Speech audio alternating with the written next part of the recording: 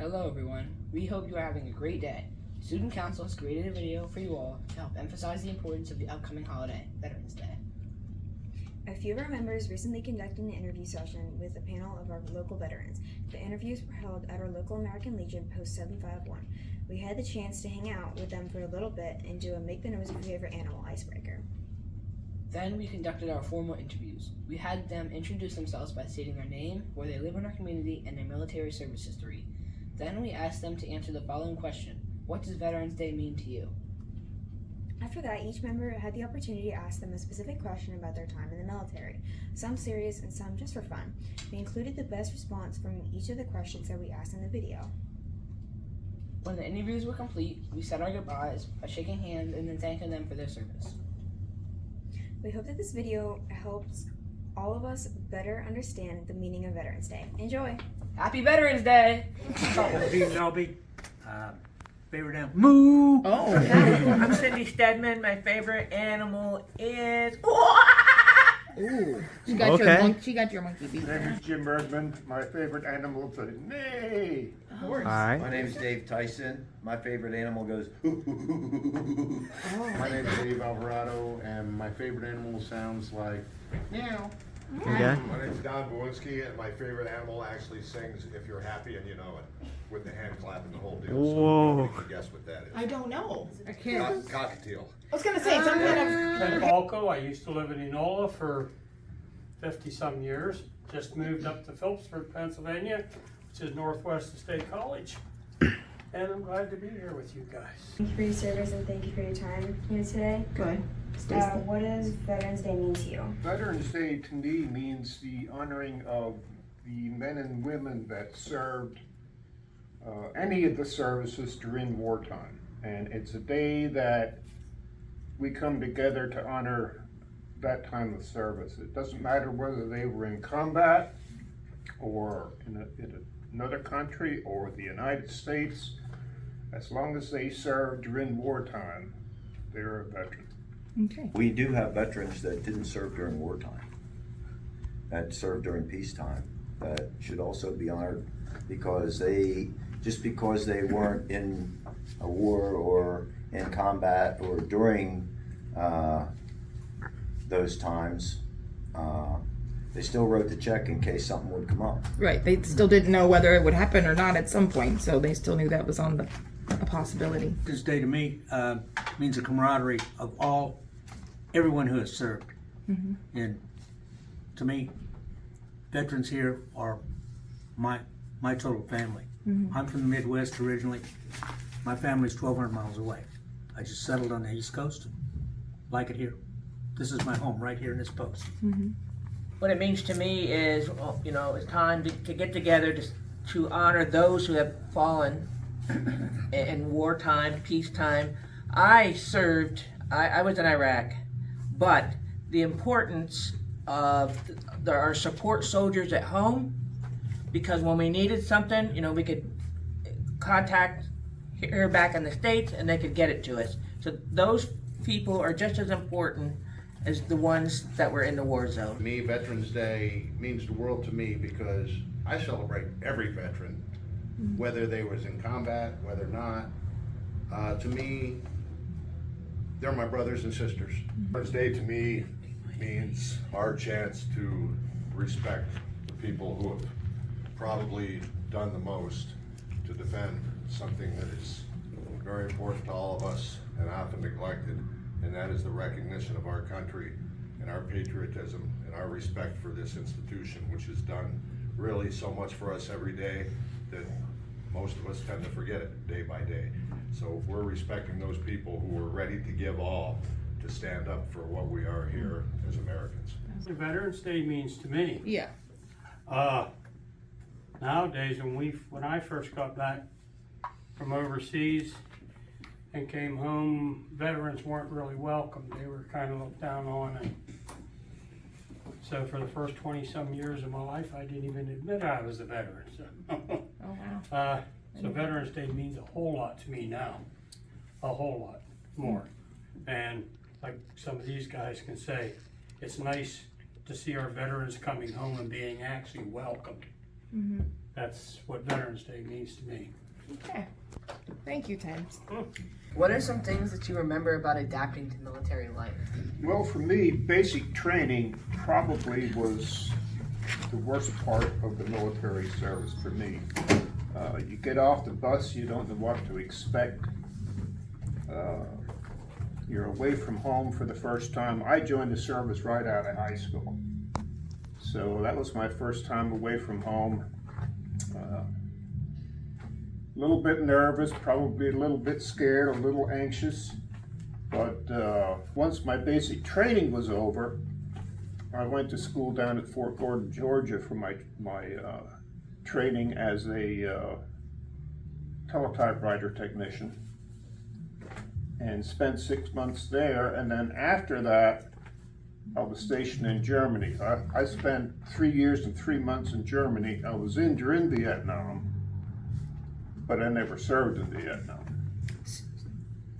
So my biggest transition was, I think, from home to basic training. Well, then you had to go from being in the States to then being in another country too. You know, that transition Yeah, and probably that was okay with me. I like Yeah. to travel at that Oh, time, good. so that was okay with me. How was the food when you were serving? I actually was a food service, so I'm gonna say all my food that I cooked was excellent. Yeah. So we have Class A meals, which is a hot regular meal like you're used to getting at home. And then there's other meals, MREs, meals ready to eat, comes in the bag. Some of them, they're a lot better now. But back in the day when I was in, some of them, whoa, you had to be real hungry to eat them. But then we had these other types of meals that are tea rations. They come in tray packs, like a TV dinner. Do you all know what that is? TV dinner. So, but this would be like if you had hamburgers for dinner, a tray of hamburgers, or some would have like say mashed potatoes or something. Those, not so good. Like for breakfast, they would come with scrambled eggs in there, and you just take the whole tray and you put it in hot water. Once it heats up, then you can open it and serve. But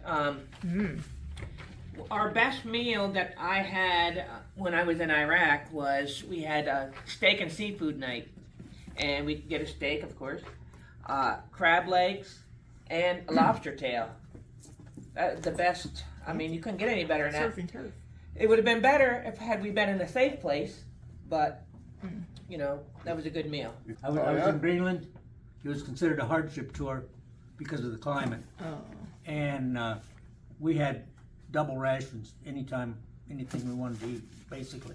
What were some hopes for your future when you left the service? Mine were to go to college. And I bring that up, it's probably a little early for some of you folks, but as you get closer to high school graduation, for me anyway, it was a fine option to fund my college education because the military has educational programs, and when you come out of school, while all your other peers are worried about college loans and finances for taking care of school, you could very well be, covered for that. So if your focus is on higher education, it's a fine path to that, on top of giving you a skill or a trade in the process. For your time today, it's most greatly appreciated.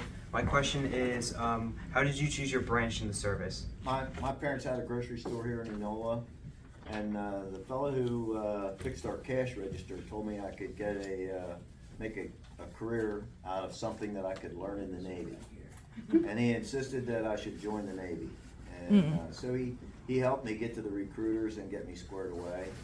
But of course it didn't turn out the way he thought it would, but it turned out real good for me. Good. The Navy was my second home then, my only home then, because I was stuck there until they let me go.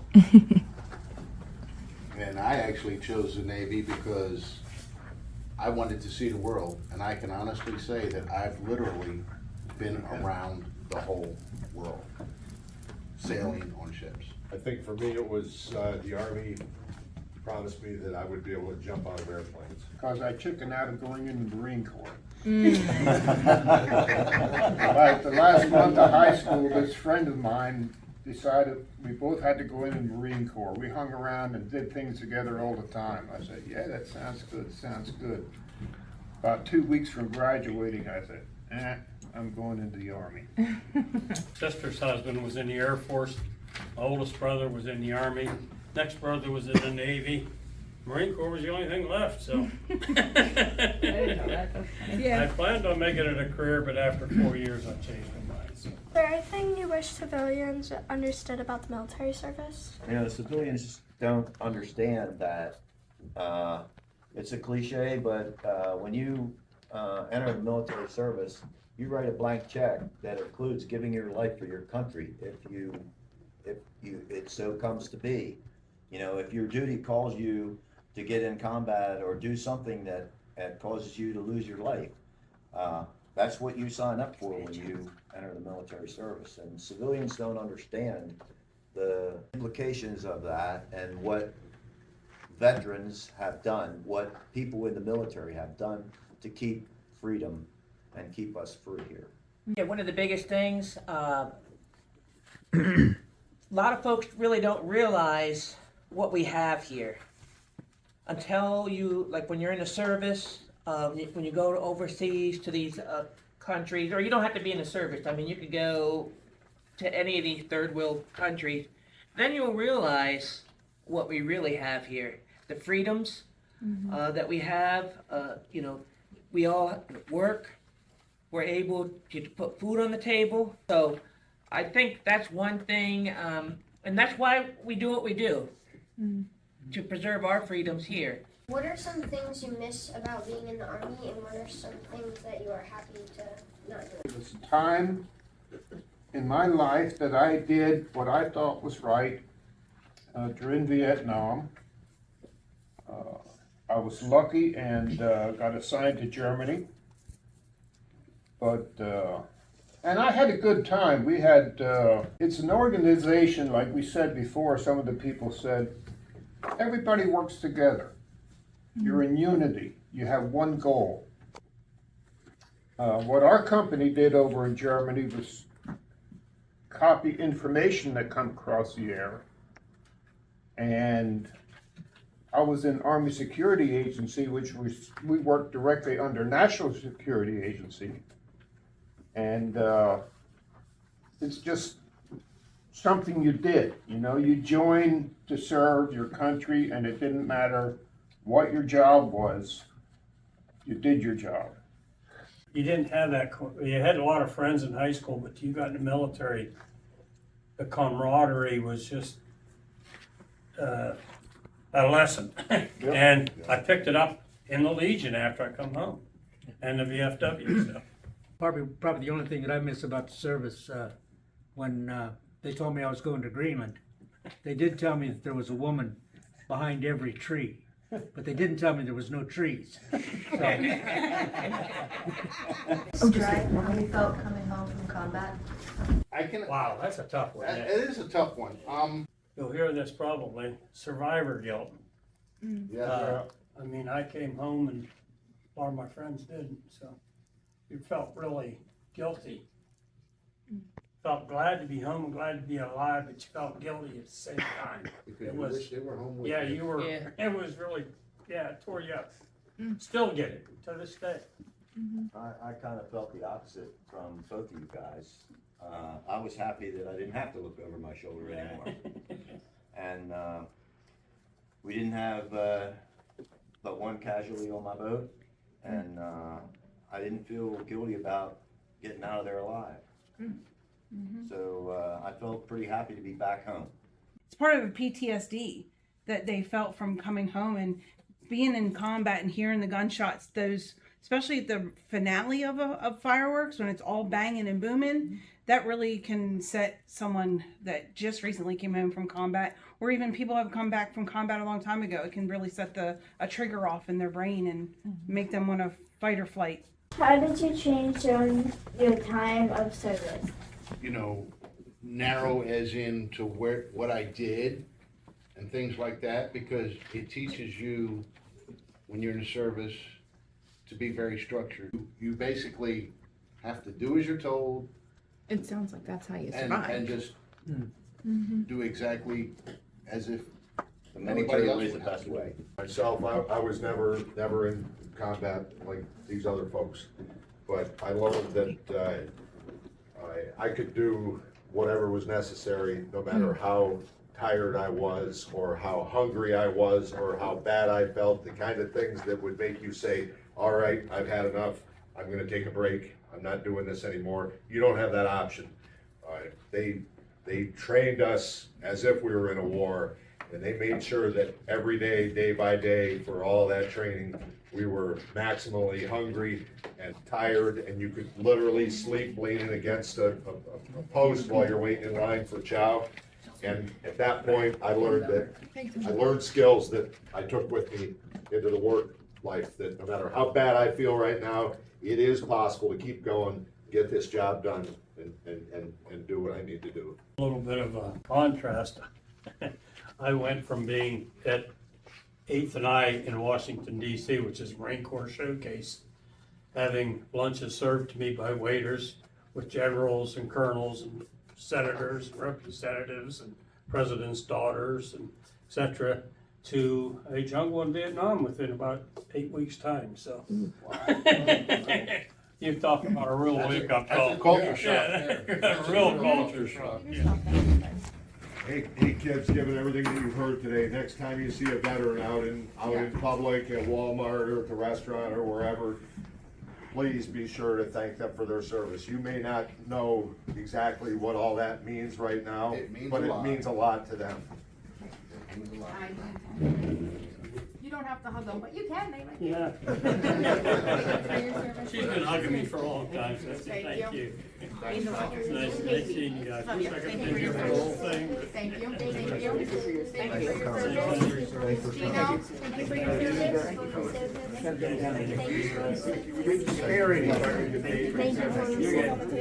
Thank you for your service.